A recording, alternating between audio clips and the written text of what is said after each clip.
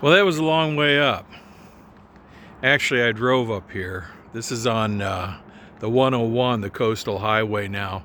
You can see down a little bit from up here what we're looking at, the Coast Range Mountains and down to the coast.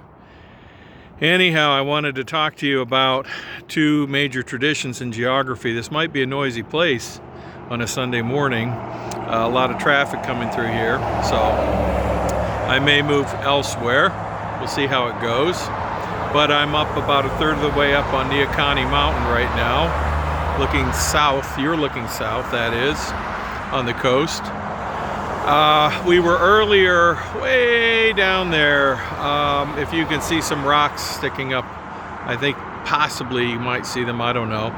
But let's maybe head on down to where it's a little quieter and talk about two big traditions in geography, or what we should say are two traditions in geography, one being physical geography and one being human geography, and the combination of the two, which is something that I try to achieve. Right now we're really looking at this view down below of physical geography. It's a great location to see landforms and to see the coastal areas, the littoral zone of the ocean, everything else where the ocean meets the coast. And we're also looking at human geography. If I turn the camera around a little bit right here, up on the 101, on the US highway along the coast. If we're in California, this is Highway 1.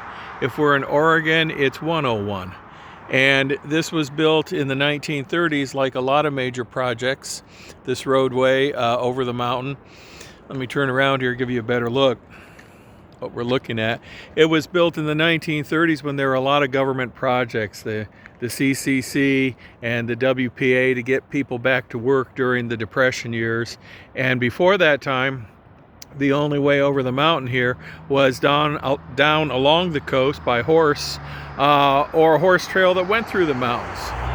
And building this wonderful highway up here, cutting through the rock, it changed the nature of towns around here. Some towns prospered, other towns declined.